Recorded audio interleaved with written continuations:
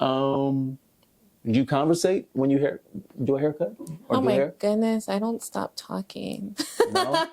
No, I like to give I talk a lot with my hands. So I'm always like giving them a show, like, oh my goodness, da da da da. And yeah, I have my clients laughing sometimes to a point where like we stop cutting hair because we're just talking. I'm like, wait, I got appointments. Keep going, girl, keep going. But yeah, no, I give them a whole story. What about the ones who, can you feed off their body language? What if they come in like in a bad mood? Like, does it mess up your energy when you're cutting, or? No, not necessarily, but I'm like, what's wrong? I'm the type of person I'll be like, are you okay? Like, what's wrong? But if they're like a good client, if they're like a client that like are fairly new, I'm not gonna like, what's wrong? Talk to me. But my clients that've been with me forever, I'll be like, what's wrong? Tell me. Like, you're acting weird. Like, why are you so quiet today? It's not like you. Weirdest experience that you've had? Can you think of any? So I have Any? two. Or request? Okay, which one? Okay, I don't know. So, okay, one time I was at the last shop that I just came from over on Route 66. The owner had a family emergency. I don't remember at that time what happened, but it was just me and him working because he had just opened up a shop. Okay. And this guy came in, and I guess he had been there before, and I was by myself. So I was by myself in the whole shop, and it was already lonely, and I'm like, okay, whatever. Then I'm cutting, and he's like, oh, I want to ask you something. I'm like, okay, what's up? He's like, can you like cut my back hairs? And I'm like, yeah, sure. But me thinking like right here around the neckline, because sometimes guys tell me like, I'm so furry down there, like right here, can you cut? I'm like, dude, there's like 3 hairs, nothing crazy.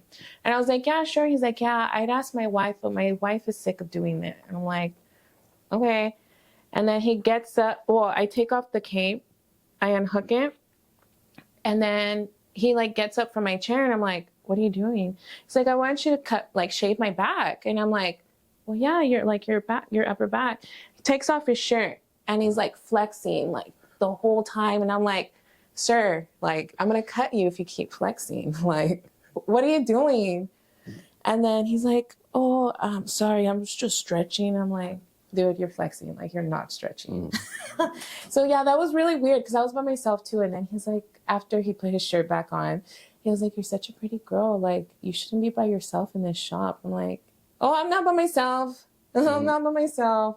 But yeah, that was a weird request. What was the other one? Can you remember the other one? Or? Yeah. I got asked out by a girl she got down on one knee and asked me out in front of the whole barbershop. Down on one knee? Yeah, I thought that was really wow.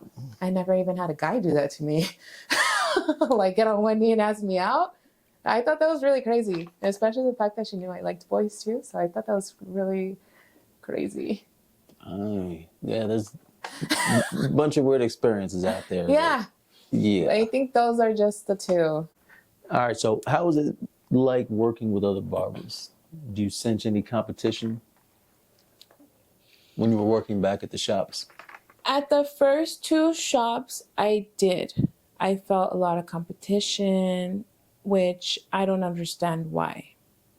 Until my last shop, I actually went to this last shop because the owner and I met at the previous shop we worked at.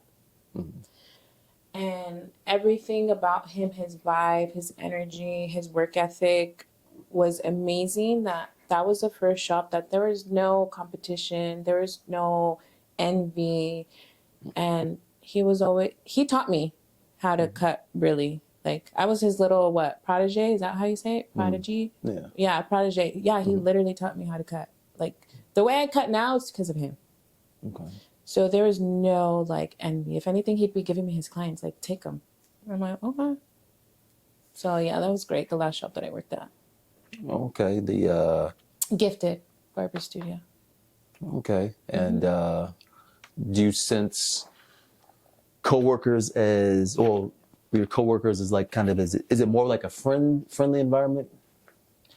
The last one, yeah. Well, versus like, like how, if you work a traditional job, most coworkers don't really know about each other. But since you guys work so close, and it's more, you know, like in our industry, it's more like freely, like you're more open to express yourself. Yeah. So did you feel like it's more like close family where? Oh no, we were really close, me and the owner. Like, I was his right hand at the shop, so we were really close because I knew everything that was going on in his life. He knew everything that was going on in my life, and it worked well because we would be able to work within in the shop, knowing our problems. I'd have his back, he'd have my back. Okay. So it was really a good experience from the other shops that I worked at. The last shop, it was really different.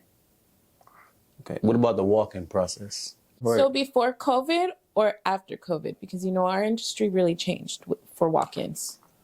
We'll say before COVID. Okay. Okay. So what was like the hierarchy for walk-ins? Like who, was there a list, a certain order of?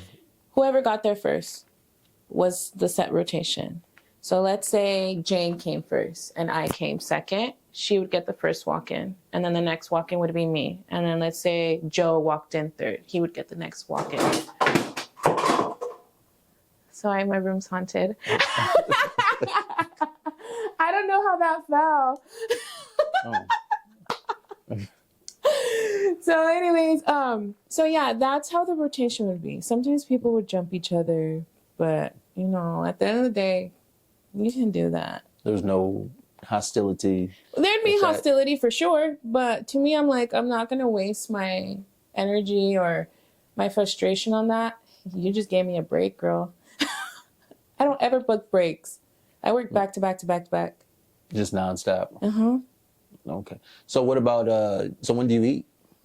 Oh my goodness. Sometimes I don't eat. I'm like so bad. Yeah, you can ask like my previous coworkers.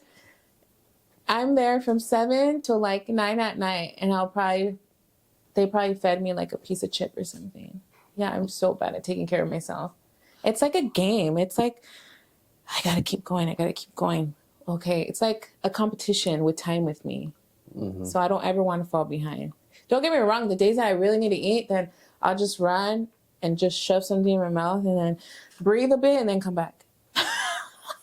But yeah. Dedicated. Oh yeah. I try to get in as many people as I can. Okay, that brings up, so walk-ins versus appointments. Which one do you like more? Appointments, because I know how my day's going to go. Okay. But I do squeeze-ins, which I don't know why I do this. But I guess you can say those are kind of my walk-ins. Because I really don't get walk-ins here because it's a private studio. Okay. My walk-ins would be considered anything off Instagram that would hit me up. Hey, you got time for me right now, or you got time today? That I would consider a walk-in now for me. Okay, so back when you were at the shop, you preferred appointments. So when they didn't show up, there's cancellations, did you charge a fee? Oh, yeah, absolutely. But at that point, it was more like either they respected who I was because they already knew the owner, mm-hmm. or it was someone that, oh, I'm not going to go anymore, so I don't care to pay her. So it was sometimes a little frustrating because, you know, you lose out. Yeah, that's true. So were you... more people stuck with their appointments. Oh yeah. Than cancellations. Yeah, because they know how I get, so I'll be like, dude, don't waste my time, and I won't waste yours. Like, how would you feel if your job took away $20 an hour off your check, and you just took off $35 from my day? Like, would you be okay with that? And then once they understand that, then they're like, oh shoot, like my bad. Like now I see where you're coming from. I'm like, thank you. They get my little side eye, like. Do you give them a grace period if they're late, like for being late, maybe like 10 minutes late, 5 minutes, 20? 10 minutes, and 10 minutes is pushing it. Because I go back to back. And I even extended their appointment time since I came here. Because I was doing 30-minute cuts. And over here I'm doing 40, and I'm like, this is too long. But I do it because I'm in a bigger shopping center. And parking sometimes sucks here, especially because Trader Joe's is like on and popping. So they're blocking traffic.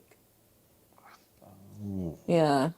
So appointments, definitely. And then I know what I'm going to do because I'm a braider too. So I have to prep the hair. I know when I need to do that, how it's going to go, if I need to go run to the store for hair. So yeah, appointments 100%. So appointments, it's a way to go. Yeah, absolutely.